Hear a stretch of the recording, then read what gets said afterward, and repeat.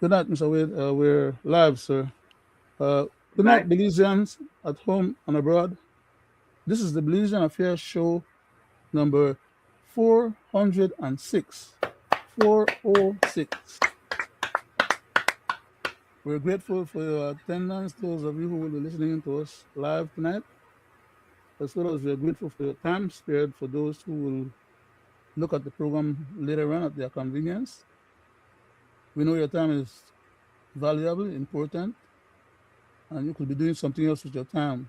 So what we have to offer, we're hoping that it may be for some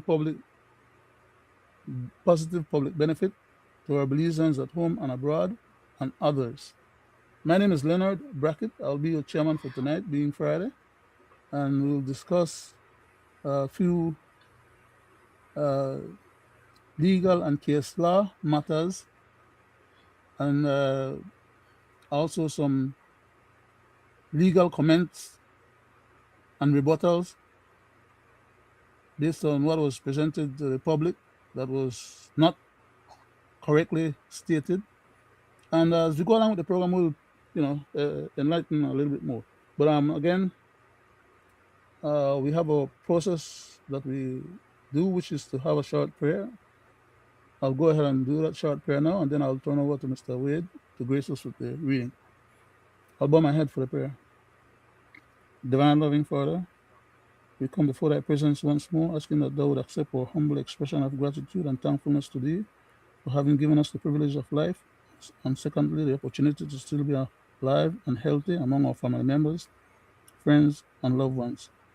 Please bless our family members for us, children, grandchildren, great grandchildren, those of us who have, our parents, those who are still alive, and please bless the memory of those who have departed before. We pray that thou mayest bless our country of Belize, its people and its leadership, and that thou would bless this country of the United States, its people and leadership as well. We also pray, Lord, that thou would continue to be merciful on the rest of humanity, to know our trials and tribulations, to know our hearts, our desires, even our most secret thoughts. Please let the word of our mouth and the meditation of our hearts be acceptable before thy divine presence, now and always. For we ask these mercies in Jesus' name. Amen. Hey, Amen. Mr. Wade, could you please Thank you. self-identify and then do the grace us Thank with. you, Leonard. You're welcome, sir. Always a pleasure to sit in your company, sir. Straight to our prayer. Sorry, a reading from The pleasure is uh, mine. The pleasure is also mine, Mr. Wade. James. I'll do James chapter 5, 1 to 10. And it reads, "Come now, you rich, sweep and howl for the miseries that are coming upon you. Your riches have rotted, and your garments are not eaten. Your gold and silver have corroded, and their corrosion will be evidence against you and will eat your flesh like fire. You have laid up treasures in the last days. Behold, the wages of the laborers who mowed your field, which you kept back by fraud, are crying out against you, and the cries of the harvesters have reached the ears of the Lord of hosts. Amen.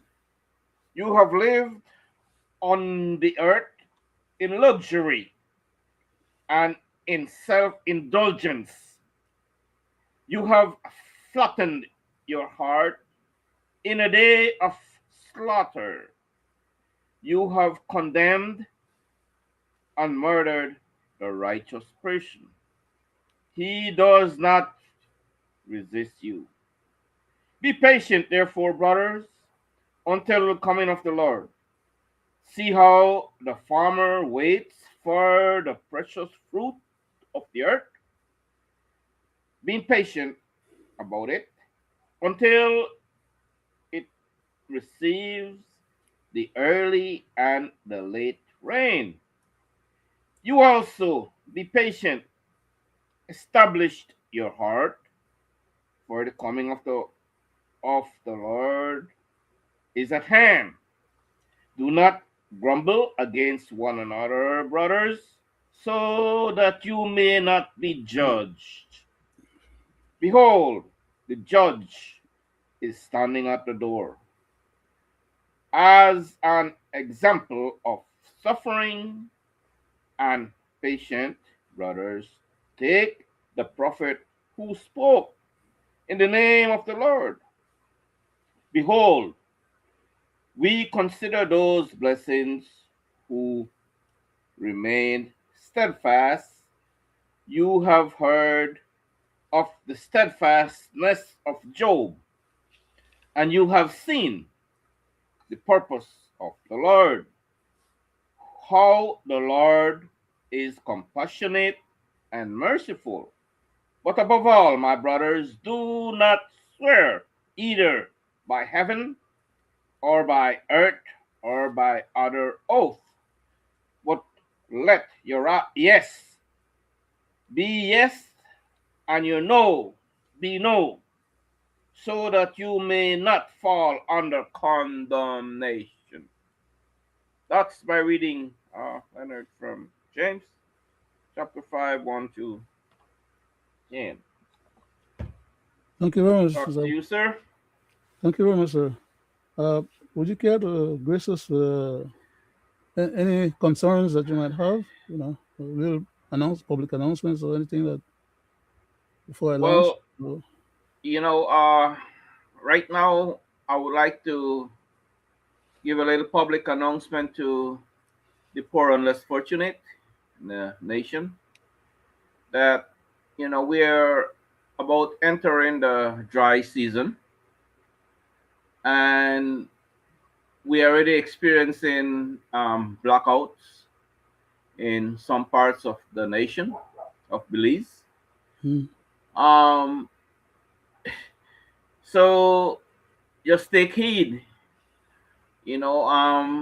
This sort of a situation that is happening again should have been fixed some years ago. I'm not going to get into that because you know what came out of the mouth of your leaders. So, but my biggest concern is about the elderly, who um, will be needing to stay cool. Be mindful. Um, we saw too many incidents, accidents, of the elderly in um, fires, um, on the street, dehydrated. So take heed. Your loved ones. I hope that they, visit you and help you to stay hydrated, to stay cool. Um, and to the nation that you know, what are they doing to you? I don't know. You're in punishment because you're gonna burn extra electricity again, but you'll have to pay more for it. The electricity rate is hiking, same as your water rate is hiking. So that's just a sober reminder of real things, happening to real people, and be mindful of what you're going through. We call on the government to start to listen to the people, and attend to the people's cry, and do the work that the people has elected them to do. Um, the gas price, is still at an all-time high. Sugar is, in most shelves are going up. What are these people trying to do to you? But yet, we have these things that are price control, and the poor people going to the to the grocery store, keep seeing hike in most of the things that should have price control on a weekly basis. You go there, it's different price. So all in all, people are suffering. And just you know take heed, and only the people can save the people. So be very mindful on the highways. Too much traffic accidents, too much motorcycle accidents. It does not stop. Crime and violence, does not stop. It's getting worse and worse and worse. So just be mindful, protect your surrounding, protect your family the best way you can. Protect your space, protect your private property. You know, so just take care and have a safe weekend. Leonard, Uh, back to you. Thank you very much, Mr. Wade, and I appreciate that very much. And I'm quite sure that the other people who will be listening and hearing you articulate those thoughts definitely will appreciate it as well. Thank you. You're welcome, sir. For tonight's program, I'm going to start off with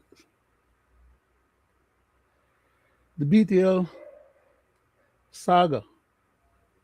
That's how I describe it, for not wanting to use any kind of obscene terms or words and disrespect this show, myself, or other panelists, and or the public in general. Because at this point, after all we have been through with this craziness, as a matter of fact, as of 2 weeks ago, we thought it was resolved, dealt with, and we were moving on, only to find out that these scoundrels decided to backpedal and pretend that they have a right or some vested power that they should be able to continue this saga some more while they are all getting paid at high salaries. The people whom they are working for, us, the Belizeans, and the people in whom we are indebted, that is, the employees, some of whom have not received their severance payment yet, and who needs these monies to subsist on or to live off of, they're still pushing them around. While they are collecting big time salaries, like I said, to do the right thing, and they refuse to do the right thing. My point of contention should be they should suffer some consequences for that kind of behavior. A part of your salary should be docked for the period of time that they're refusing to do what they're legally obligated to do and what they have also promised to do, instead of playing these stupid games that they're playing. They're just putting these people through unnecessary hardships with no justification, other than the fact that they can claim that as employees, they are doing what they need to be doing. As far as I'm concerned, they're not doing what they need to be doing on my behalf and or on behalf of the company or on behalf of the employees. They're doing what they think is good enough for them to do to disenfranchise these people from getting what is due to them and to get it as quick as possible. Because if these people have to go and sue again, it means that they have to find money for lawyers.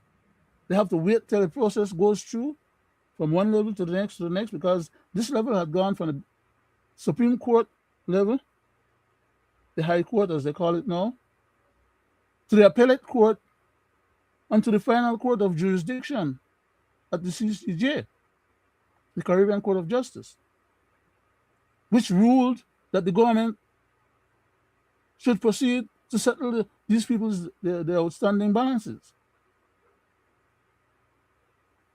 And the rule is that they're supposed to get the 6% as of the time when the balance was due until it is paid off. Now these jackals are coming around and talking craziness that 6% is only reasonable and or acceptable if they started at the time after the case was ruled on. The matter went to the court and became a case because of their shortcoming and their refusal to do what was right, in their refusal to give these people their money. So they owed those people the money from the time they were truncated or severed from the company. They should have been paid off right there and then. Their checks should have been available to them before they had to left the employment status, so that you can have that money to live off of or do what they needed to do with it, instead of having to be fighting for it from then till now. And these fools are going to turn around and say they're getting paid and they need to continue getting paid to deprive these people of what is due to them. There's an article here I wish to take a few minutes and read a part of. Let me read the title of the article first. BTL cuts out the middleman. And the middleman in this case are the union representatives. That is that they don't want to deal anymore with the union representatives on behalf of these people, or who has been fighting on behalf of these people. They want to divide and conquer. They want to offer these people less than their due, and they're putting the people against each other because the people are desperate and need their money. Some of them have died already. Others are sick. They have medical bills. They have house rent or house property notes. They have maintenance for their family and themselves, and just whatever you need to do with your earnings or your own private assets or money. So now they want to let these people, those who want to settle with them for whatever pittance they want to offer, take it and run and leave us alone, according to them. And the others who still persist in wanting to be settled correctly should just continue fighting on.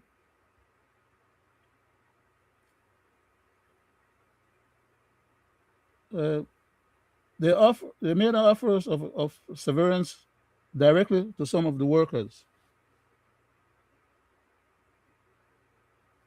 The article starts as such. It says, Belize Telemedia Limited, which is BTL, announced today that it will pay severance to all qualified, in quotation, because that's the operative word, qualified. And we'll discuss that a little further. I'll come back to that a little later. To all qualifying former employees, including those outside the 6-year limitation period.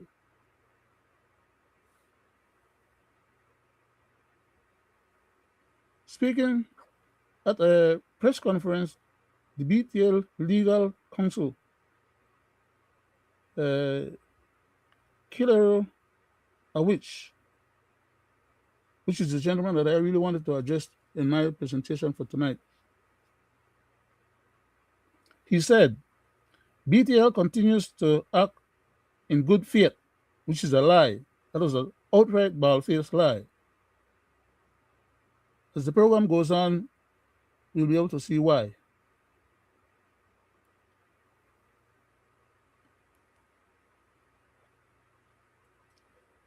And he went on to say, in accordance with the law, which is not true, with full respect for the rule of law, which is acting as a scofflaw, they are not fulfilling and being respectful of the lawful process, because the matter was already settled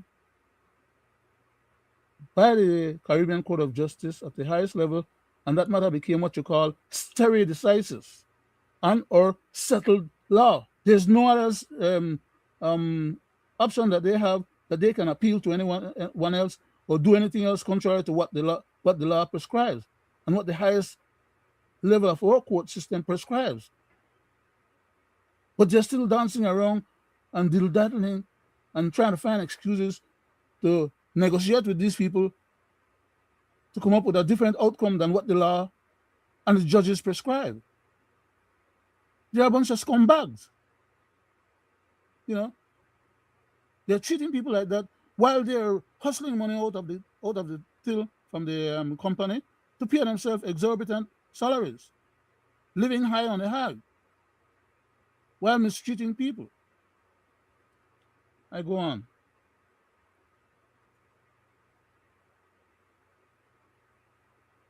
He went on to say, with full respect for the rule of law, which is a bold-faced contravention, he added that while some claims are limited by a 6-year statutory period, which is not correct either, that's a misinterpretation of the law.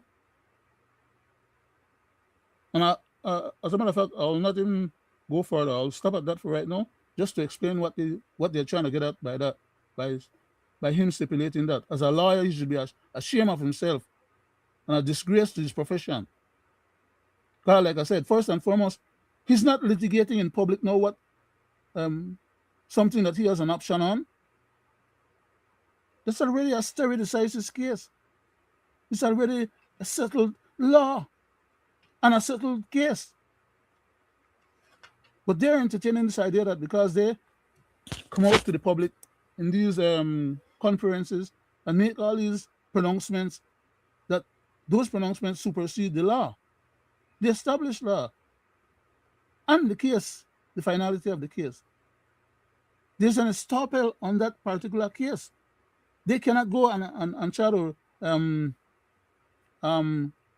relitigate it because they are blocked by the estoppel procedures. It's already ruled on and decided on. So all they're doing right now is playing power plays and power games with these employees. And I'll show you how onerous they are. And this jackal that sitting there, Mr. Kowich, as a senior legal representative on behalf of our BTL company. When I say our, I mean BTL company belongs to the Belizean people, all of us. And instead of he representing us, he's representing an ideology that they're trying to foster that goes contrary to law.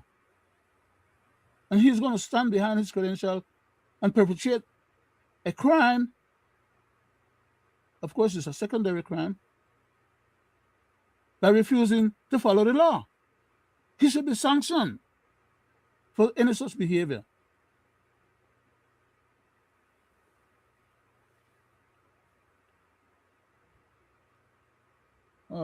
Let me just continue reading on the stuff, okay? Because no, there was a reason why I said I stopped just now. That 6-year statutory period. There is a limitation in the legal system on certain cases that have statutory limits to them, and in this particular case, they BTL refused after they laid the people off. Okay, when the people they were supposed to get their severance, they refused to pay the people their money. They forced the people to come up with extra money to take the matter to court. Those people shouldn't have to have gone through that, because the law prescribes that BTL or any other company should have paid what is due to the employees, instead of muzzling them and withholding their money, and they have their money being invested, as well as gaining profit, as well as gaining interest and others. They're making money off of these people, money that they refuse to give them. And then now they're going to come and say, because it took so long for the case to go through all the different levels, that they only want to pay to the people that fall in the group or the category of those that came under the limitation of the 6-year thing. These people did not get fired from their jobs and then they waited 6 years to try and start a case. That would have been correct if that was to be a, if that would have been the case. But that was not the case. These people have been fighting from the time they were dismissed to get their money. So no 6 year came about and passed by without these people trying to fight for their money or their settlement. So there's no way that knucklehead lawyer, Mr. Kowich, as a legal mind, as a professional, someone that's supposed to have some ethics, values, and morals, and who's supposed to abide by the Constitution of Belize, because to function as a lawyer in Belize, you have to be called to the bar, you have to be granted the legal authority to operate as a officer of the court. And before you become an officer of the court, you have to swear allegiance to the legal and legal system and the laws of the country. He's pretending that he has no obligations to any of these things that I'm speaking about right now. Because according to him, any lawyer is supposed to represent their client, even if they have to lie. That is not what the legal profession is about. You don't get to hide behind the legal system and the authority vested in you to operate as an officer of the court, not to bring the court into disrepute, and or not to be contemptuous of the court. As in this case, he is being contemptuous not only of the people that his client is strong arming, the employees of the company who built that company from which they are now gaining a salary or some money. He's being obnoxious, and he's disobeying lawful court decisions. He does not have the authority vested in him to dismiss the Supreme Court's lawful order and or the appellate court lawful appellate process, or the highest regional court of the CCJ. He does not have any authority vested in him as an officer of the court for him to snub the court decisions and to pretend otherwise, that he can just talk his way through this process, stall these people, force them to maybe have to turn around and sue the government again, okay, in order for them to. He's contravening the whole process, and he's doing that with our own money.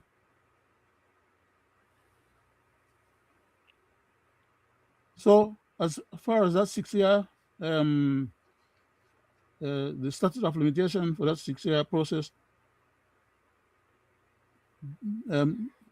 he's trying to say should have started from the time when the people were let go. They're trying to have it both ways. They want to cheat the people both ways. They want to cheat them to say that the statute of limitation from the date when they were let go is beyond 6 years currently. That is true. Whose fault it is that it is now 6 years beyond that point? It is their fault for prolonging the process, for first of all not paying the people in and had to be sued, and the process that the court timing that it used to go and get a date for the Supreme Court case, and then after that they didn't follow through and do what the Supreme Court told them. The matter ended up at the appellate court, which took a little bit more extra time again, and then even then they didn't settle with the people. They strung them out, they hold them out and stretch them out for a longer period of time, to the point where, like I said, some of the people are dead, some are infirmed right now. They need their money, they're under duress. They're elderly people. They should not be put through these kind of high-powered. Man, it's frustrating. I'm trying to contain my emotional. I'm trying to present the program and not get overwhelmed in terms of allowing myself to be so annoyed that my frustration gets the better part of me. I'm fighting. So bear with me for a little while. But they're saying that 6 year has lapsed. So because of that, only those people who fall within the category of that 6 year statute of limitation, they need to settle with. But they want to settle with them for that within that 6 year period, and not those after. But at the same time, they don't want to go and pay them the what the court ordered, which is the court ordered for them to pay 6% interest on the money that is outstanding until the date when it's finally paid. They want to say that 6% only starts running after the court made that order. That is to say, at the final ICJ. Not the ICJ. I'm sorry, I'm conflating. I'm mixing up. Not the ICJ, the CCJ, Caribbean Court of Justice. So they're saying that as of the time when the Caribbean Court of Justice made the ruling and stipulated the 6%, that is the point in time when they start to pay interest on the money that they withheld from those people. So everything that they gain from holding those people money and use it invested on or in the bank, they can keep, according to them, according to Mr. Kowich. They're trying to find a way how to steal more from these people at every step of the way. That's not what the legal profession is about. That's not what the BTL as a corporation who is lawfully established in the country is about. They have to abide by the laws. And the law of the country says that they cannot deprive people of money or any assets that they have earned. You cannot withhold people's salary. You cannot withhold people's benefits. Anything that is already earned is due and payable. So if you refuse to pay it for the period of time that you haven't paid it, you have to pay the interest, Mr. Idiot. Mr. Kowich. Are you not smart enough as a lawyer to recognize that that is what you call established law, and that is how all cases, once the court rules that the payment must be made, it always starts from the time the payment was due. So why are you going to sit there and tell the Belizean public, who are not all lawyers, who are calling to you because you're a lawyer, telling them bogus stuff, that they should swallow that? We have other lawyers in the country who knows that you're talking crap. Mr. Wade, I'm just going to read a little bit more of this stuff, sir, and I'll, ask for a comment from you. So then I'll go on to the rest. Okay. Um.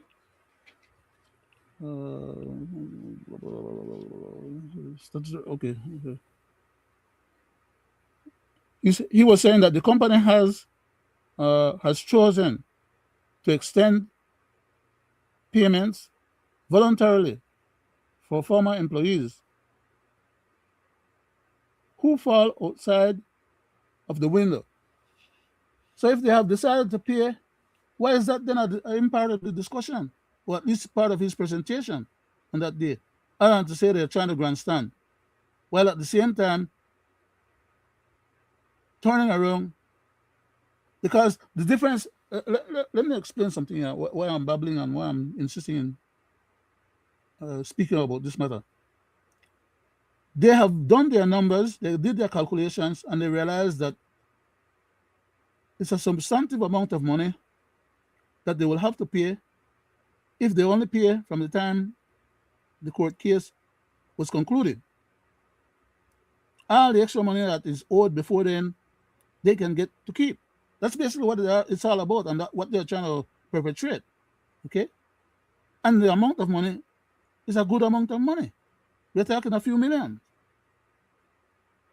So what they're paying that jackass to come and tell us craziness on, as a lawyer, and thinking that all of us out here are a bunch of bumbling fools, and we don't know better, and we should just, cease and desist, putting pressure on them, and let them just settle with what they want to settle with these people without anybody come to these people rescue. Bull crap. They will put on notice that there are others out here who are going to go to bat for these people. And as I'm saying, it shouldn't be on the public dime that they get to collect a salary for causing additional harm. They should have to suffer some consequence for furtherance of this process, depriving these people of what is theirs. They should not be collecting. So unless they are going to abide by the law, as a lawyer himself, and the other lady that was there sitting down with him, who is a member of the BTL organization, they all need to be put at a stake and whipped. People need to suffer consequences for their misbehavior and or their crimes. The average person that commits a crime gets hauled into, gets arrested, and gets put under remand, gets taken to court, gets charged, and if convicted, gets sent to Ramada to go and pay his penalty to society. These jackals don't get to be put through that kind of process because they have all kind of immunity to hide behind. So they commit the crimes with a passion of indifference, They could care less. They are not going to suffer nothing. They are going to, as a matter of fact, collect their salary for perpetrating that crime. Despite BTL's best effort, all negotiations with the Belize communication workers for justice have broken down.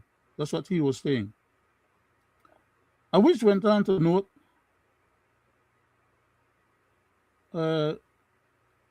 confirming the company would proceed with payments regardless of the stalemated discussions. That is, in other words, as I stipulated earlier, they are trying to divide and conquer. They're refusing to do what the court tells them to do, that these people are asking them to go ahead and do, and that they are saying openly they're attempting to do. Get the damn thing done. Stop chance the people in. Stop hard and pull the people in. It's not too difficult to if they were being told that they weren't going to get paid if they don't settle that stuff, that matter would have been dealt with, settled long time ago. But they're getting paid regardless. And that's part of the earnestness of the process. Now he comes in the public, in the press conference, and talking crap and lying to the public, like if we don't know what's going on.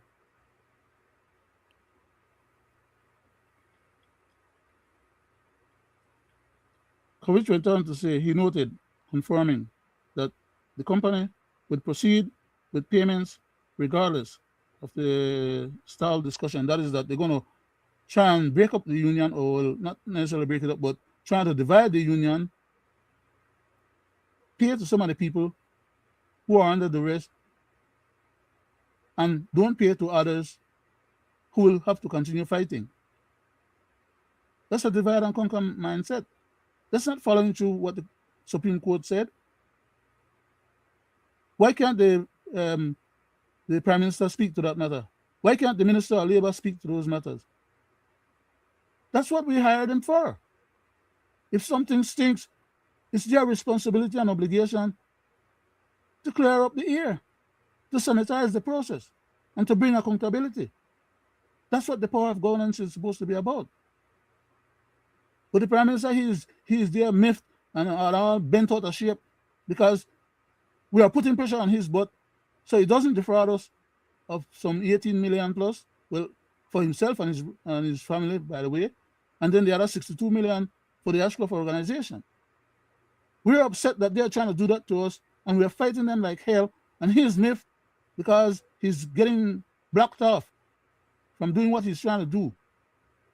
So he's going to take it out somebody else's hide. Idiots. And all because they just won the election about a year ago, okay? So they have another 4 years to go, and so they'll just continue acting like scarflaws. I'll stop at that, Mr. Wade, because I promised that I was going to ask you to please give me a little comment on what I read before and what I was articulating, rather than just ranting on my own. I think I see Mr. Morrison in the background. I'll just bring him on before I let you. Yes, do that. Take Yeah. over, sir. Let's do that. Good night, Mr. Morrison. Thank you for Good evening, gracing us. gentlemen. Good night, Mr. Um, Morrison. Glad to see you. could you just give us a quick personal introduction, sir, and then I need to go to Mr. Wade. Okay, good evening, gentlemen, and good evening, all listeners Good here and evening, sir. abroad. And thank you for joining. Thank you for inviting me to join. I think, what is this? This is 404 or 405? 406. 406. 406. Oh, I'm Yes, stepping sir. back. Okay. Yeah, yeah. Okay. You guys are really on a marathon run here. So I know the idea is to keep the people at home and abroad Pressure. The informed. pressure. We got to keep the pressure up. So, Yeah, keep them yes, informed about the issues as it affects them could here you do in a the little diaspora. self identification? Uh, uh, could you just self identify for the public, please, and for Yeah, the I radio? said I said I'm Gregory Morrison. I'm sorry. I was Yeah, right. sorry. Well, I'm a little flustered right now, right in the middle of the program, based on what Okay, I was sorry about that. articulating, and personally, like I'm here, but I'm not here. That kind of way, But um, okay. So Well, can I well, go go then to ahead. Mr. Can I go then to Mr. Wade, as I was Yes, promising?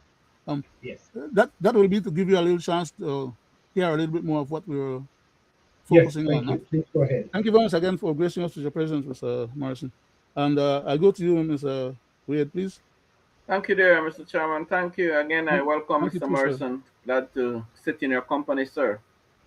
Thank you. Um, you know, Leonard, um, Mr. Morrison, in the country of Belize, we see, because we still are on this BTL saga, and it moves down now to the servants pay, and for them to honor a court judgment.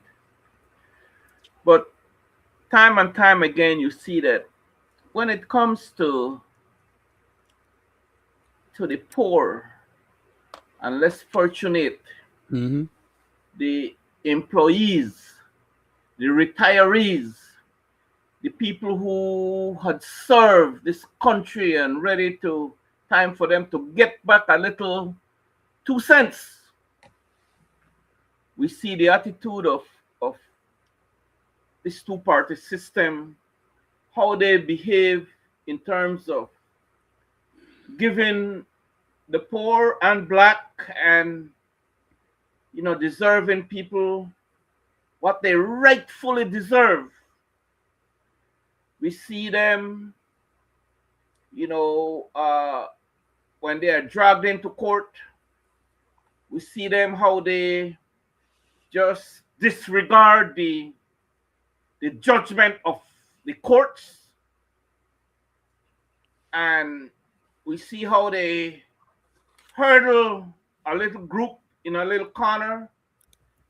So if the judgment of the court says that, Mr. Government, you need to pay those poor workers $5, hell no, they do not want to pay these poor people that $5. They hurdle them in a little corner and bamboozle them and twist them and say, you know what? We don't want to pay you that $5. I'm just putting $5 as a number, right? No, we'll give you $2. Because I know no need it bad, and then we're throwing a little piece of land here, and then we help you to, we send we pay the tuition for your kid. That's how these people operate, right? Mm-hmm. Just for them not to pay that $5. Like, for instance, the award to the port workers. Mm-hmm. See what happened to that? And they send the black man, Mr. Cordell Hyde, to do that negotiation. The same way they send him again, that black man, to the teachers' problems to solve that problem, right? But And again to the man, BTL, Mr. Wade, again to the BTL right now. And just what happened on the stage the other day. My Crazy. thing is, what is wrong with that picture? And it's plain and simple. And as for the BTL situation as we speak, the same thing is happening again. Mm-hmm.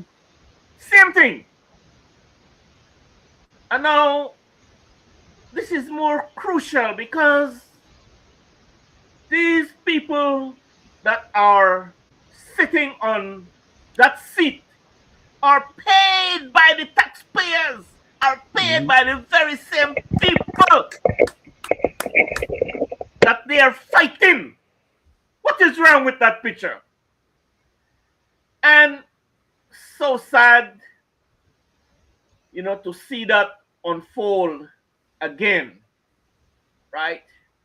And why they do this? They do this because, they know that, there are some that is in the background that are deserving, but did not come forward.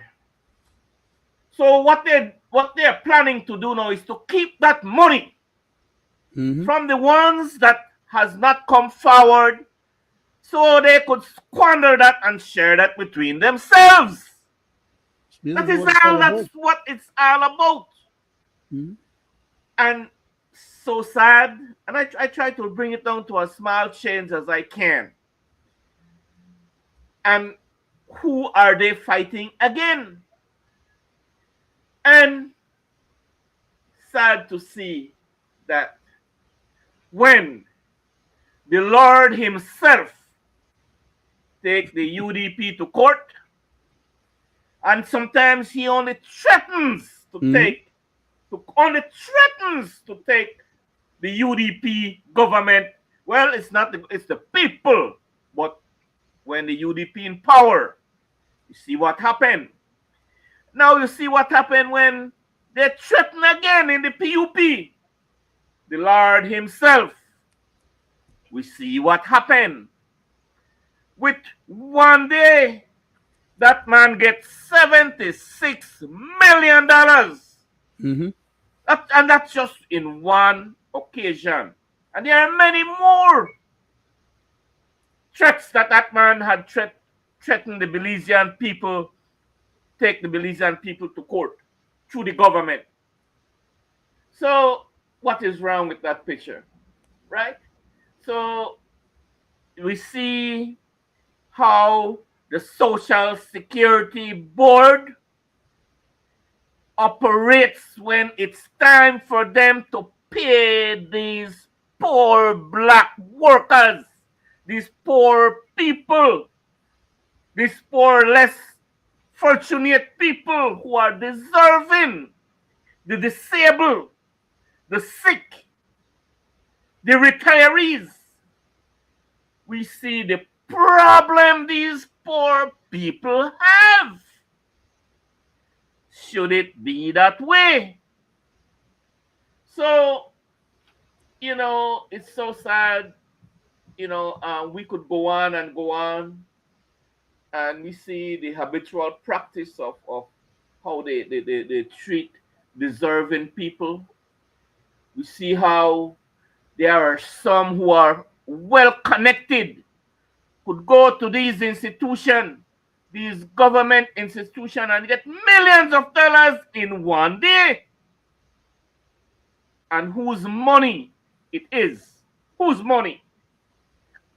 So it's so sad, man, to see how this whole thing is unfolding, and so sad to see the ones that are being deprived. Okay? Say no more. Back to you, Mr. Chairman. Thank you very much for such a lucid presentation and verbalizing your perspective, sir. And I'll just like to ask if Mr. Morrison is able to give us some comments now, or maybe he wants to wait a Yeah. little No, longer. no, I'm ready. Okay, sir, please, I yield to you, sir. This is a subject we've been covering for a very long time. I think maybe like 4 months now. Yes, sir. And and it becomes so important, and it's becoming troubling in the way that the Brazilian government is using its position to take credible black Creole men and push them forward when they run into trouble. And not Mm-hmm. only that, to bamboozle other, like you using your word, Mr. Brackett, to Yes, sir. bamboozle the citizens, the citizens that laid the foundation for the beliefs that we have today, the Mm-hmm. Creole man, right? I Mm-hmm. mean, other people participated, but we were the foundational um, builders of this country. And it's just incredible how the senior government, whenever they're in trouble, they pull out Cordell Hyde. They Mm-hmm. pulled out this young man from DPL to then go and slap down the just um, benefits that the people of former employees of DPL deserve. And this is showing us where their head and thinking is. We see this again with the regatta or the Maya, what do Maya, they call it? Ruta Uh, Maya. Ruta Maya Maya. run run that's going on. All these are of creating a division with our people.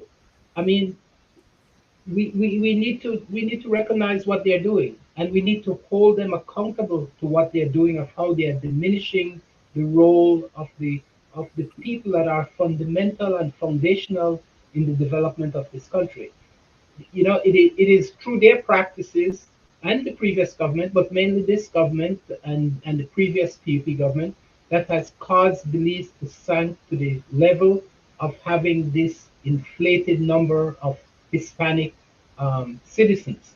And I don't have a problem about who's citizen. I have a problem of how it is done and the manner in which they violated our constitution in terms of making Guatemalans citizens of our country, Honduranians citizens of our country, countries that have placed a claim against our nation, that makes it difficult now for us to have a proper advance and declaration if we ever were to have a referendum to say, vote for whether we should be accepting any of these countries or something of that sort. It totally undermines the very integrity of our nation. And so, It's by intent, Mr. Morrison. It's by oh, intent, sir. By design. definitely, It's not accidental. yeah. And going back a little bit to where your focus was with the BTL saga and trying to deny those just workers their right. I am sure that the bargaining of not wanting to pay them interest for the time they held the money is just criminal. No business function like that. No just dealing can accept that. I am sure, I am positive that the shareholders of BTL would give up a few cents of dividend to make sure that these people are paid their one-time sum of money that they justly deserve, right? They With the help create BTL, not create, they help in the foundation of BTL to bring it to where these people are now profiting, you know? So how can Yeah, they be of so? course. Yeah, yeah. That makes nonsense. Yeah? Everything starts from where it starts, right? And everybody that contributed are foundational in Mm-hmm. what we have today. So when they want to deny them and try to split them off from their collective bargaining position of going directly to them, people that are desperate and are sick and are in trouble and need to get this money and offer them, oh, we'll pay you this money, you're not entitled to it. How could you? Don't give me anything I'm not entitled to. Give me what I'm entitled to, right? For They're sure. presenting it like if you're not entitled to it, then you don't deserve it and you shouldn't be getting it. But if you're entitled to it, for God's sake, give the people their money, give them their fair compensation, and let them live their lives. And that's where we are seeing a lot of failure. They have no problem. This board of Lizaraga, Mark Lizaraga, where Mm-hmm. he's chairman, has no problem overpaying for smart and next gen. They have absolutely no problem paying millions and millions and possibly tens of millions in excess of what that valuation of that company is, but they will deny these workers that has contributed to the development of this company, this corporation. They will deny them a few $1 million more that could really enrich their lives and make the benefit for their family much better off. And so we just see the disingenuous and the harm that this BTL board is trying to create with this bogus negotiation that they are fronting. So I hope that a majority of the people will not fall to the desperation that they will accept less than they deserve, and that they can hold to their collective bargaining position. I'm not one that is strong on unionism. I believe that we should, but I do believe when you have a union, you need to represent through that union. And it is so disingenuous for the BTL board to go around the union and to try and swipe off um, people that are desperate for their money, to try and um, give them less than they deserve. And so, with that, I yield back the rest of the time, Mr. Brackett. Thank you very much, Mr. Morrison, for your And commentary, Mr. sir. Chairman, Go Mr. ahead, Mr. Chairman, Wade, quickly, please. No, one no, minute. please. No, no, I let want take to your time. interject to real in things that happen to real people. The two black young men that the court has awarded that Mm-hmm. they did wrong in the state of emergency. That was the only two that came forward. The court had awarded them. And you know they are fighting these two black boys. Because they They're don't want to fighting pay them, the other ones. They don't right? want to pay the other ones. So It's a settled law that, so I'm just showing the pattern, guys. I'm just showing the pattern. mm-hmm. That's all. And the And money to not belong who? to them. The money Thank not you. belong Back to to them, you, Mr. Mr. Wade. Chairman. No, I'll read back to you, sir. But the money don't belong to them. It belongs to the public, to the Belizean people. And the court ordered the government on behalf of the Belizean people to settle and make amends. Yeah. And They instead of just them don't, they following just through and don't, doing it, it's like they're behaving like if it's their own private money and money coming out of their pocket, you know. And they why? just They don't want to, don't. sorry, they don't want to pay. These guys know that the court ruled on because that matter went to the appellate CCJ. court and the CCJ. And once it had gotten to the CCJ, the bottom line is that it become a stare decisis law. It's the law of the land, okay? And it's already a settled case, which means that any other case similar to those must be ruled on the same basis. That's what stare decisis means. A settled case that becomes the paradigm basis for any future ruling. And all those people that could have come back now and sue them, they were trying to use the 13th Amendment to block the man from being able to sue. That's the kind of scoundrels we're dealing with. Yeah. I just want to add before you, Mr. Go, Wade. go right ahead, It, sir. it, it, Go it, ahead. it seems it seems that the way they are structuring, they are just denying black people every right in this country, and they're sitting back and not doing anything. As many kill themselves out, either in gang turf warfare, they let them die. In robbery, they let them die. In reckless construction of road, they let them die. It seems like there is a program plan to just let the black population, when the government is not playing an active hand, they just sit back and in a benign way allow the sacrifice and the destruction of the people that are Creole in this country. Mr. Morrison, can I interject just for a second? I'll go Yes, back to sir. you for your finish up that particular thought, sir, and then I'll shift back to Mr. Wade. But I just wanted to add a historical. realistic experience that accrues exactly to the words that you are speaking just now. And I'm going to say it like this. I lived 7 years in Guatemala. Okay. I know how those people think. I know how they behave. And I have my experience with them as individuals. Belizeans don't really have a serious problem with the regular citizens of that country. Okay. Yeah. Despite the fact that they are miseducated in terms of telling them that Belize belongs to them and they shall get it by reason of force or Mhm. whatever, it's not. No, all of that, when it comes to, at the end of the day, it's all about what the elites and the ones who think they own the country and have been killing out hundreds of thousands of their own countrymen just to take away and dispossess them of their lands. Those are the people, the Castellanos, who are the people who are carrying on this mess for literally over at least over 200 to 300 years now. Okay, historically that's a fact. And like I'm saying, when I was in Guatemala living there, like I said, they used to tell me that they don't want the people. All they want is their land because the land belongs to them. And the people that are now living on the land are people who were brought there and was put to live there. And those people are intruding and trespassing on their land. And they need to get rid of those people. Now, if you say I get rid of, like I said, 300,001 people the way they did, what make you think they know contemplate getting rid of we, Belizean black people, in the same manner or even worse?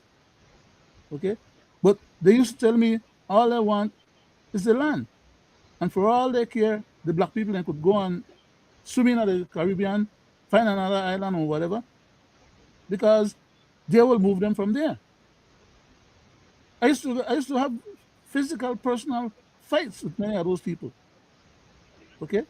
Because of some of those kind of discussions that we used to have, and it gets to the point where, not only are they trying to tease me with saying what they say because they know how I'm going to react based on my, how I react when I was around them. Sometimes it's frustration on their part that they could not get rid of the British so that they could move in. So now they want us to hate the British, get rid of the British, and then leave ourselves there undefended as a defenseless papa. And then now they are coming and riding roughshod over our people and even us military personnel on the Sarstoon. They want to take over the island now that the Honduran people were claiming from us. They want to get involved with that so that they can take that over too. And they want to hold on. They want to hold on to the Maritime Areas Act agreement. And for that reason, I'm saying that Belize will not come out of that ICJ process without suffering some consequence. We will not come out unscathed. We willingly gave them an agreement for them to take possession. We were entitled to 12 miles delimitation of our sea boundary. We took 3 and gave them 9. What other country in the world have you heard that would do something like that? Yeah. We could have given them 3 and we take the 9 then. I mean, in all honesty. Or we could have said we'll share the nine with all, Yeah. we share nine. We'll actually guard and support this, but we But, also have right to the other nine rather than give it up. But we got suckered when we thought that bad they were leadership, going to sir. recognize us and they Yeah, claimed our yeah, fault. bad But leadership. what I wanted to say to that what you were saying, Mr. Brackett, is that I believe with all sincerity that the guns and the drugs and that flows from Guatemala into Belize is not by accident. Oh no. It is intended to create the chaos and mayhem that it creates in our country and disrupt and stigmatize and retard the development of our black population. If you look at what's happening with that particular, who's fighting for the turf and stuff? It's not the Hispanic Latina people. They might be the leaders and they may be the cartels that are running things, but it Uh-huh. is the poor black youth or children that is Because they are suffering. being marginalized. They are suffering the greatest consequences of this drug that's landing on our shores.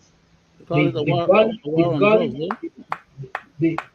there's no reason to have guns to do what they're doing, but yet so much guns infiltrate our small little country and create such mayhem for our population. And this is where we need to make sure that our laws start working, not to lock up people, but to hold them accountable and to have other measures that would that would remove them from the drug scene. Other opportunities needs to be set up. But our government doesn't do that because that is not in their long-term planning of bringing about the tranquility that the people that were the foundational creators of this country is deserving of. Go back to you, sir. Yes, sir. Thank you very much. I yield back to you, Mr. Wade. For a while just now, I was supposed to go to you, but then, I got caught up with the back and forth between myself and Mr. Wade and Mr. No, Morrison on I that think particular point. I think we had beat that we had said on that BTL situation that you brought out, Leonard. So Uh-huh. enough said on that for me. It's plain to be seen, and you see the attitude of these people. That's the three of them that sat on that seat there, and you see the attitude of that attorney, so-called attorney. Mm-hmm. Bamboozling the process. You know, um, Nothing that came out of his mouth had really moved me in terms of him trying to be you know uh, uh, the person to make it right. He sat there and just uttering chaos, problems, right? He was misinterpreting the That ruling, and pretending that what he is saying yeah, is the law of the day. yeah. And then to top it Crazy. off, they all sat there like at the end. Oh yeah, well then we'll settle like they're doing the workers a favor. It's all about, yeah. Well then, we they don't know a favor. We they don't know the 6%. We they don't know a favor. That's how it looked like to me, and it came across, right. And that's so not right. That attitude there stinks, right. Mm-hmm. So that's only me, right? Go ahead, Mr. Chairman. Okay, so um, I was trying to find a little part here, but I was having a little difficulty coming up with it. Well, while you're looking for Go that, ahead, sir. Yes, sir. Please go ahead. I keep calling from the very first instance of this. I keep calling for the resignation of the chairman of the BTL board because Mm. this again proves that he doesn't have the interests of the citizens of Belize or the interests of the board, and that he's purposeful. By the way, Mr. Morrison, I saw in a particular that they are marching around his house. I Yeah, think they should yeah. extend that to the attorney's house too, right? Well, the attorney just jumped Yeah. on board, so we'll give him a chance to kind of clear himself up. It is a shame when they use these black leaders. They should be cognizant of their role and their Yeah. responsibility to their citizens, to their brothers.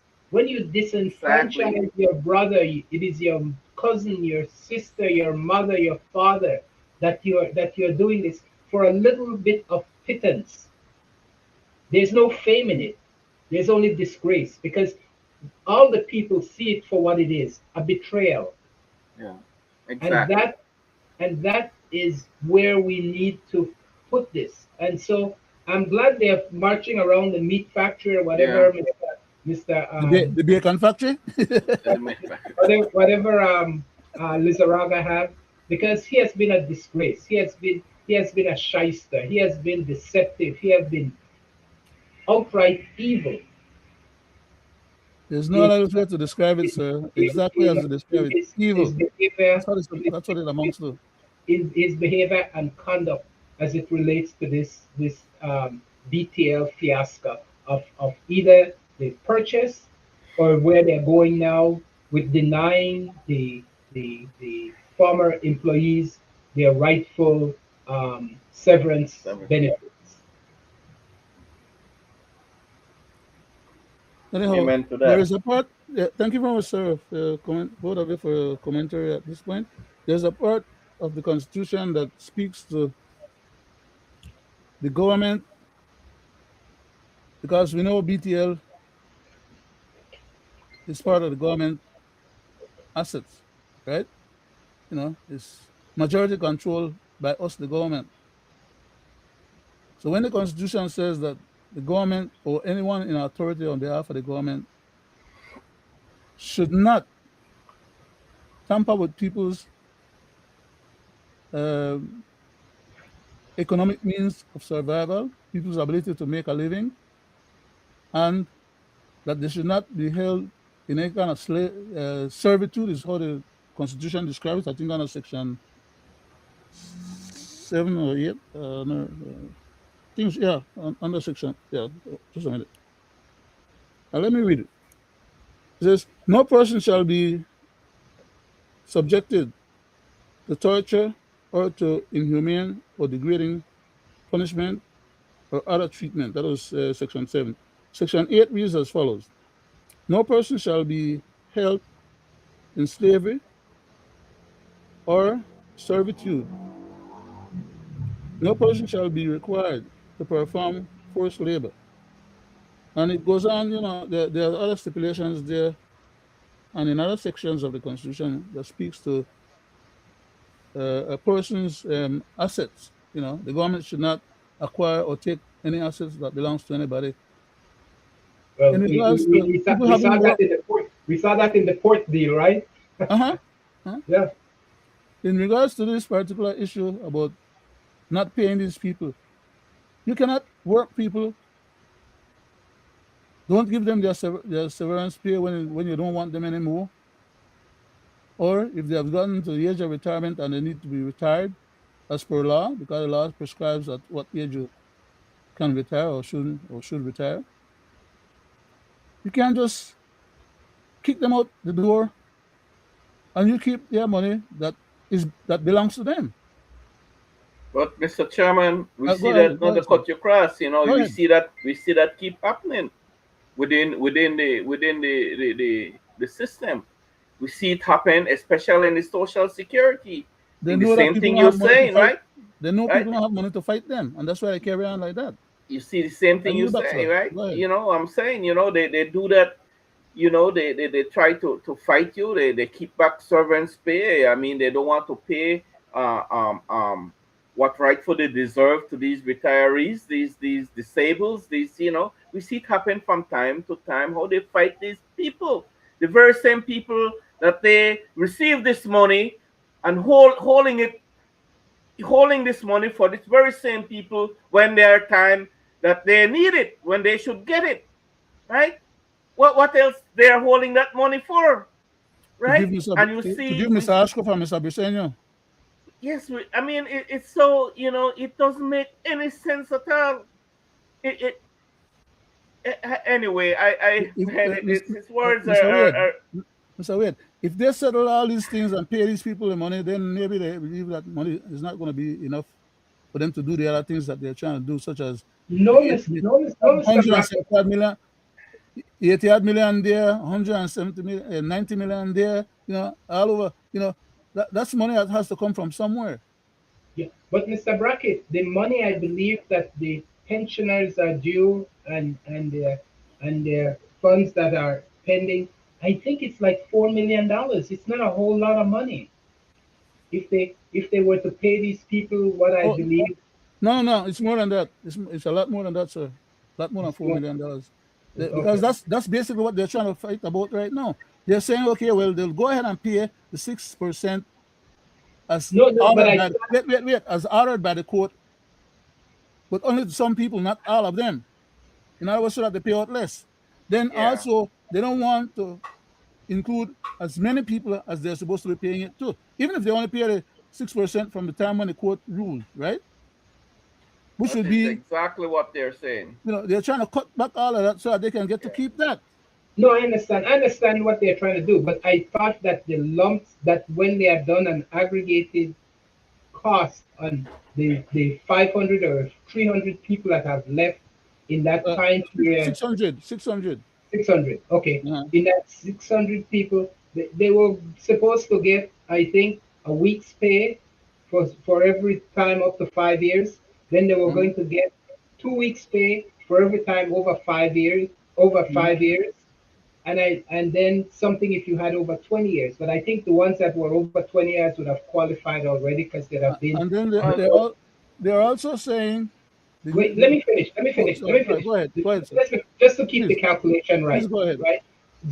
So with those 500 people, I think they were averaging, or 600 people, they were averaging like 20 or 30 thousand dollars per person with the interest. But It's they're more. No, it's more choosing. than that, though. Okay, Please go ahead, though. Please go we'll ahead. get that number at some point. Yes, But sir. but Please. but what I'm trying to say, it's not a whole lot of money compared to the structure and function of a company like BTL, and they're willing to go ahead and pay tens of millions of dollars in excess of what would have we believe would be the true valuation of the companies they're trying to acquire. So they there do you have the go. money and they Yeah. do have the willingness to spend money, just they're not willing to give it to the black people, the Creole people that We don't have know built. because There we you not go, supposed. Mr. We not got Morrison. no There people you money, go. and we don't know the use of it. That's always my point. The respective of whether it's 3 or 5 or 10, Uh, it is a sum that is very fixed and it could be calculated and determined, and we know that it will not be of any real impact to BTL, particularly in view of those It's not deals. 80 million dollars, Mr. No, it's not Morrison, 80 right? million Mr. dollars. Morrison. It's not 25 million But dollars. they It's not 15 million dollars. You know? I don't want you to give Brisenio Yeah, and yeah, Ashcroft.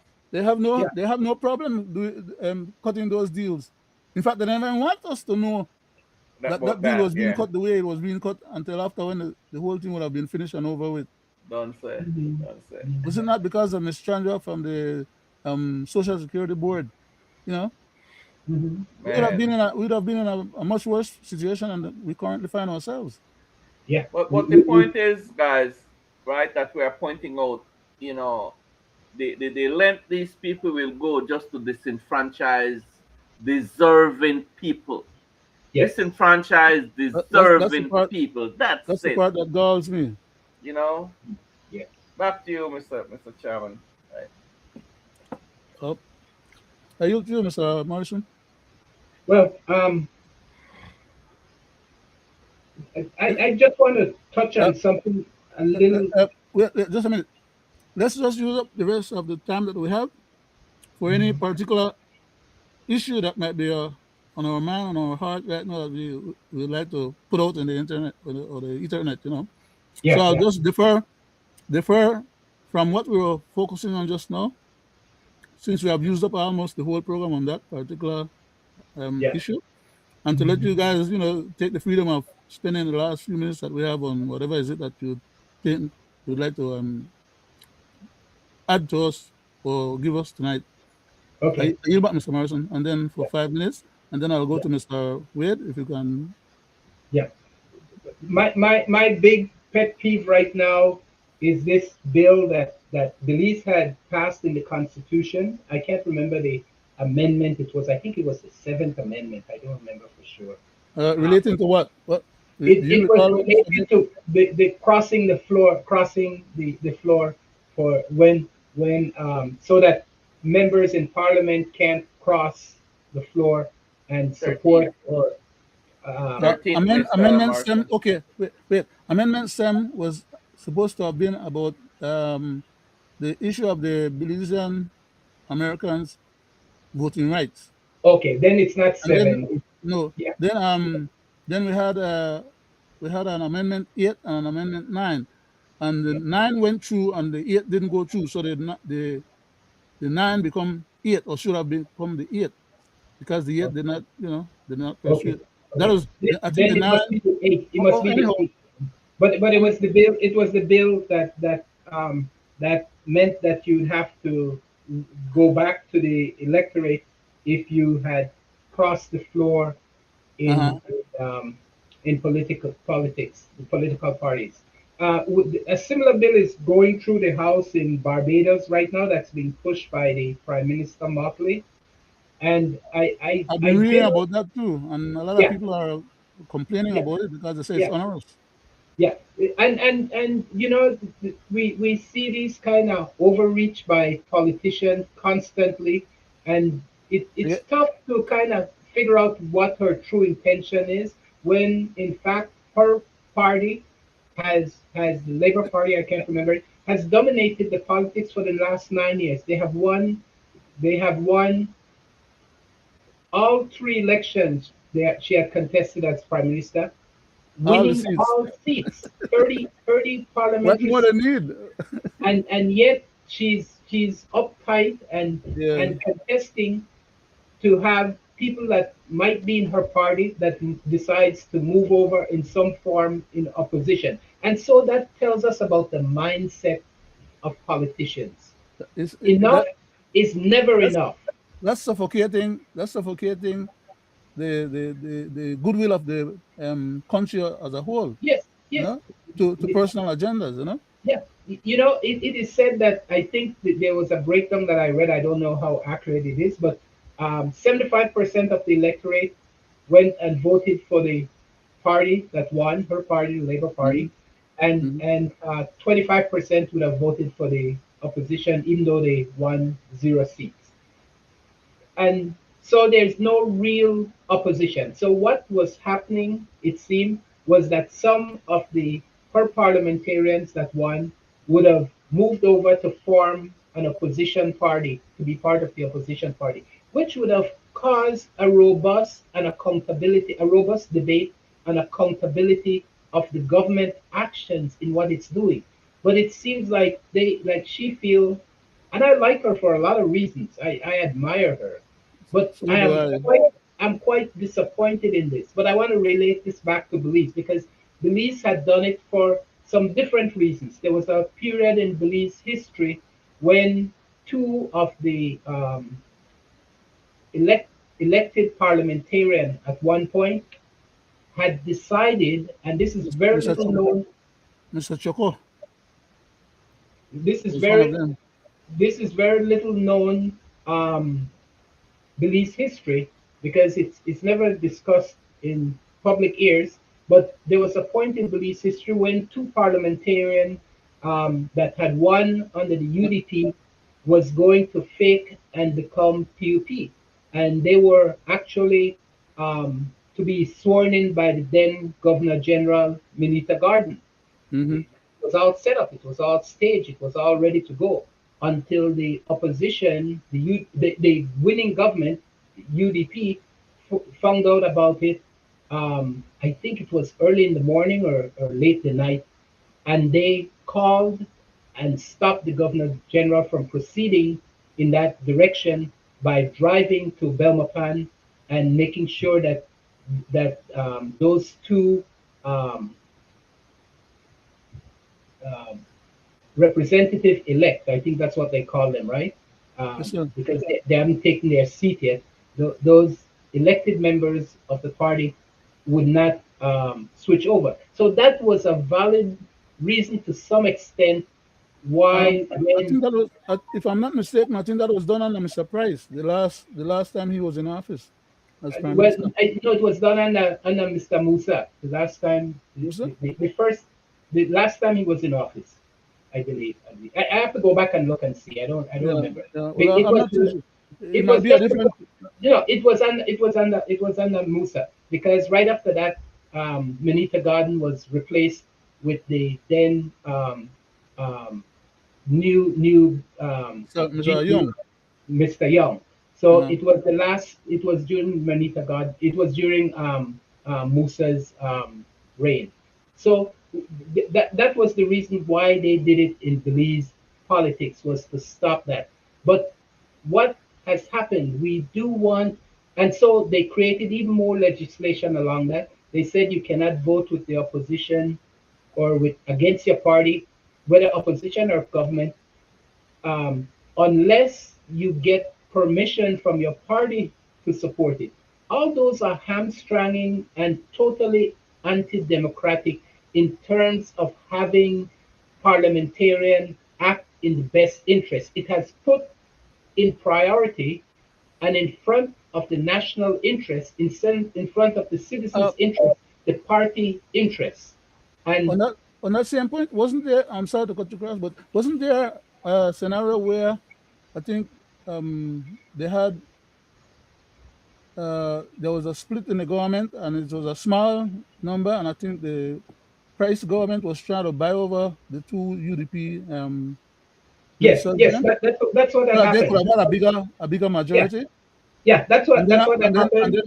when the Esquivel government came in afterwards, they decided to make that into a law to make sure No, that it wasn't that Esquivel government would that did stand. that. It was the Puty government that made that law. It was not Esquivel government that Because part. I recall It from wasn't my, Puty. I It might be wasn't wrong, UDP. no, I might be wrong in terms of the timing, but I Yeah, recall that it was they were trying to suborn. I think one of the names that I called just now, I think it was Mr. Choco. There was two of them.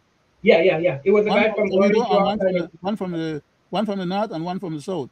yes, yes, yes, yes, yes. Go ahead, sir. I'm sorry. So I remember it, but I didn't come prepared to talk about that because that's Uh, in my mind somewhere. But I just wanted to mention that because it creates some reasons why government become that fearful at times, and there's some validity to it at point, and so they wanted to make sure. I think when Musa government got sure. Remember that this challenge came up. Although I don't think the six that had broke away from PUP would have joined UDP at any no, point, right? uh, Including the um, senior and them. But they wanted to make sure. They wanted to make that sure. was the G7. Yes, yes. They wanted to make sure that in such breakaway, they can't join another party They and just can't bring the government down. crash a one government.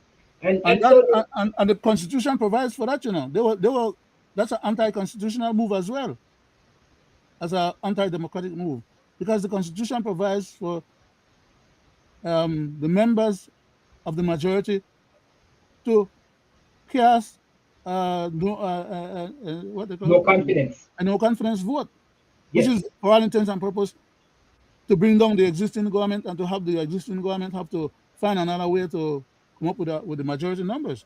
That's yes, what Musa yes, was trying to run away from in that same instance. yes, yes, yes. So there are lots of measures that we have that like you said that could allow us to function within the legitimacy of the Uh, Constitution. Mr. Wade, please bear with me for a second. I just want No, to, no, let Mr. yeah, Morrison finish no, there, wait, Leonard. no, wait. I want to add something to what he's saying there right now. I want to bring it up to today's date. Mm. Currently, we have the same situation that those people were trying to stop happening in the House.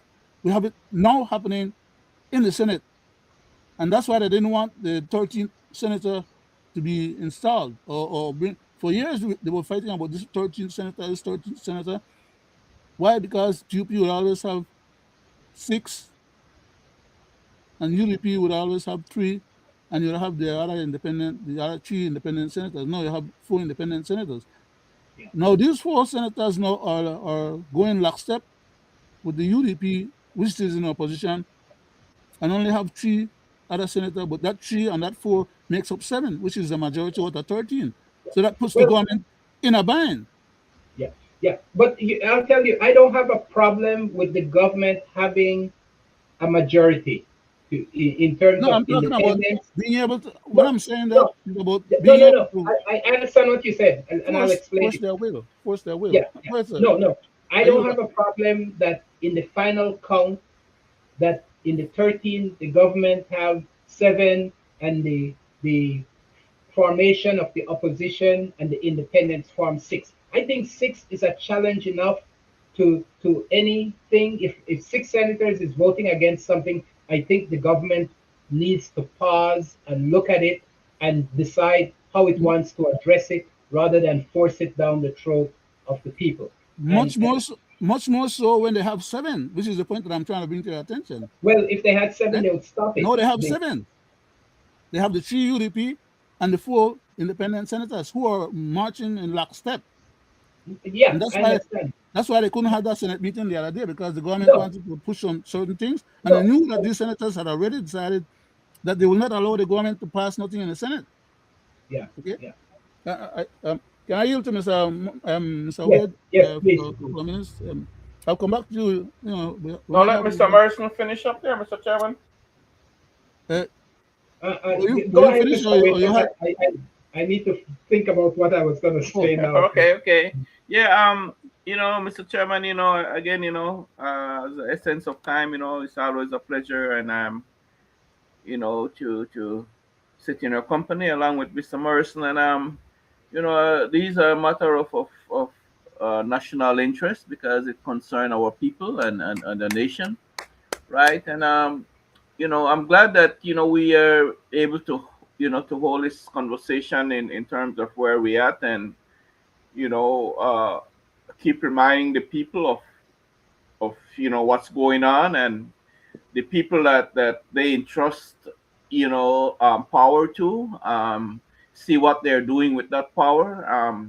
The people that they entrust the running of the country, to see what they're doing, the people that they entrust to do right by them, and to to serve them, because that's what government should do: serve the people and nation.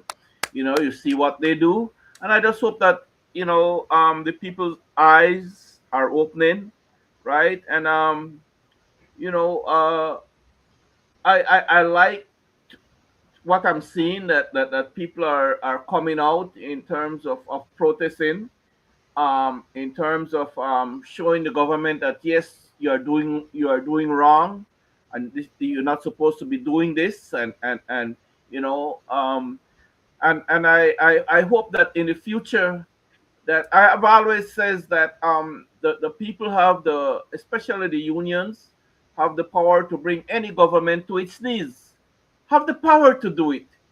But a lot of them we see continue to act in ill faith, and not serving the people who put them there. I'm talking about the unionist that goes up in this meeting and sit down with these criminals and these crooks. We see what and what the end result. What they come out those meeting with. But all in all, we need more activism.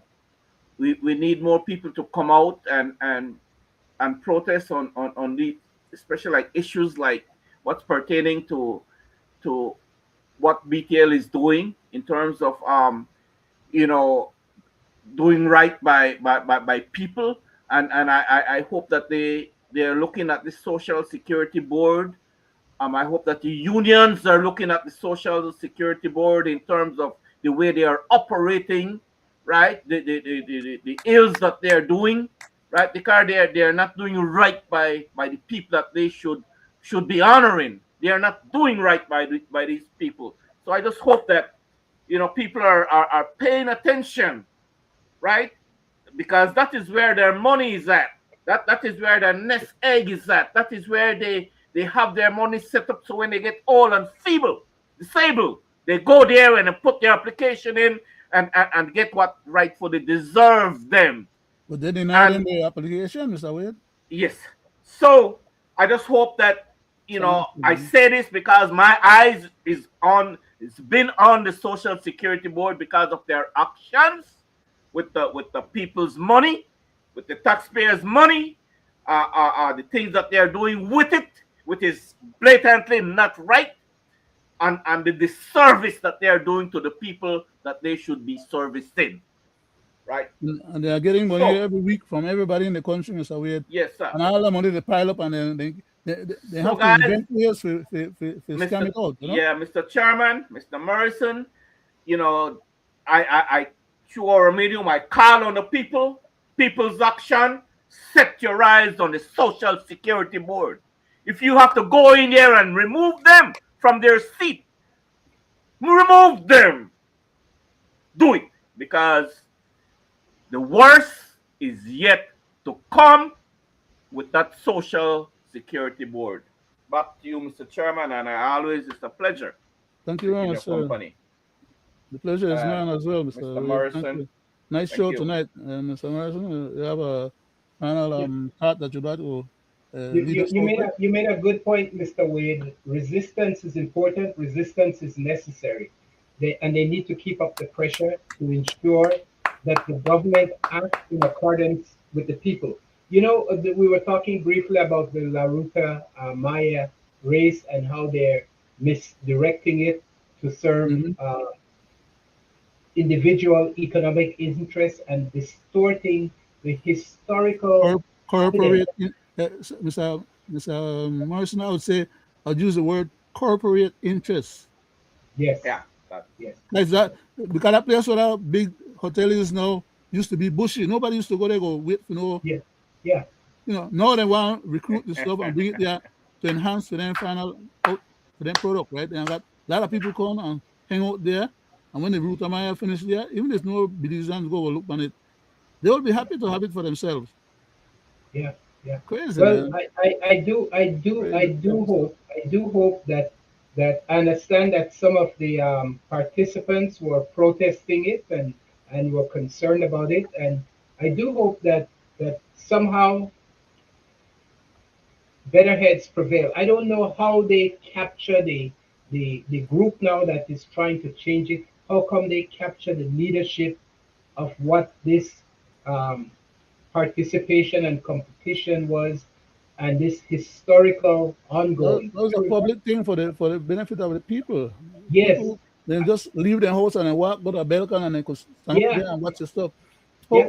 How many I, I, innocent people are gonna get up to the new location now? yeah. I Not to talk remember. about the dangerousness of that water flowing through that particular area. There. Anybody drop out and a canoe, more likely or not, somebody gonna end up to get hurt or lose their lives. These people not care. I yield back, sir. I'm sorry. I remember. I remember. Speaking of the Balkan Bridge, I remember even before the Balkan Bridge was built, when they had the pit pan race right there. It was called BC Uh-huh, Field, uh-huh. and my grandmother used to make powder bun and rice and beans and different things and take it out there, right? And she would sell it, and so it brings back fun memories for me, and to see Remember the that. football field that we had there at BC? Yes, yes, yes, I yes, used to control that area, I used to live right yeah, across the street at the Deer family there. uh-huh, uh-huh, I yeah, used to I had my family living downstairs at their place.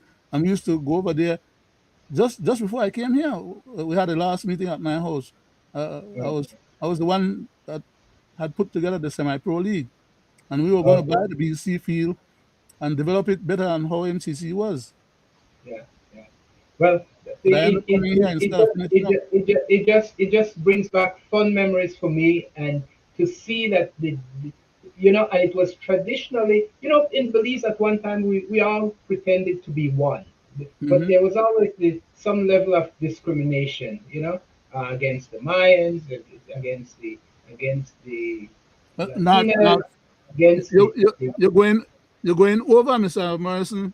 Like when no, I say, no, no, you're no, I going won't, I over. won't. You're going I, over from no, north to south or south to north.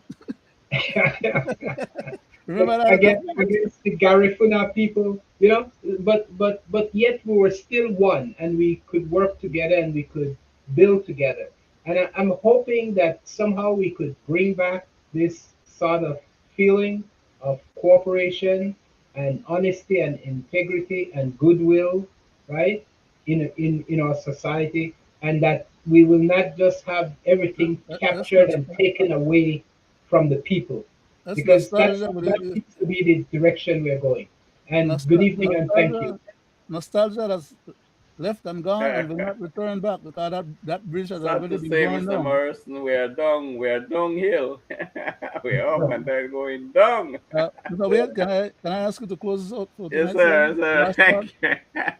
Thank you, Mr. Chairman. Mr. You're Morrison, welcome, again, sir. thanks for bracing us tonight on our 406th edition of our Belizean Affairs show. And to those who view us and will view us a little later, thank you for supporting us and sharing.